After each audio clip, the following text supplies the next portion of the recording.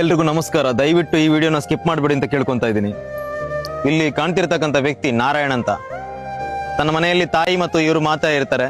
ತನ್ನ ತಾಯಿಯನ್ನ ಕುಟುಂಬದ ಮನೆಗೆ ಕಳಿಸಿ ಮನೆಯಲ್ಲಿ ಯಾರು ಇಲ್ಲ ಅನ್ನೋ ಕಾರಣಕ್ಕೋಸ್ಕರ ಮನೆಗೆ ಬಂದು ದಿನನಿತ್ಯದ ಕೆಲಸಗಳನ್ನ ಮಾಡ್ತಾ ತೆಂಗಿನ ಮರಕ್ಕೆ ಹತ್ತುತ್ತಾರೆ ಕಾಯಿ ಕೊಯ್ಯಕ್ಕೆ.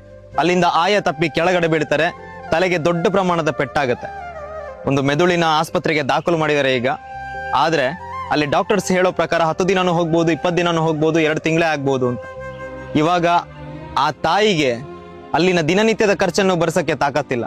ಅದಕ್ಕೋಸ್ಕರ ನಿಮ್ಮ ಹತ್ರ ಬೇಡ್ಕೊಂತ ಇದ್ದೀನಿ, ದಯವಿಟ್ಟು ದೊಡ್ಡ ಮನಸ್ಸು ಮಾಡಿ ನಿಮ್ಮ ಕೈಯಲ್ಲಿ ಎಷ್ಟಾಗುತ್ತೋ ಅಷ್ಟು ಅಮೌಂಟ್ ಹಾಕಿ ಒಂದು ಪುಣ್ಯದ ಕೆಲಸಕ್ಕೆ ನೀವು ಕೈ ಜೋಡಿಸ್ಬೇಕು ಅಂತ ಬೇಡ್ಕೊಂತ ಇದ್ದೀನಿ ಅಷ್ಟೇ.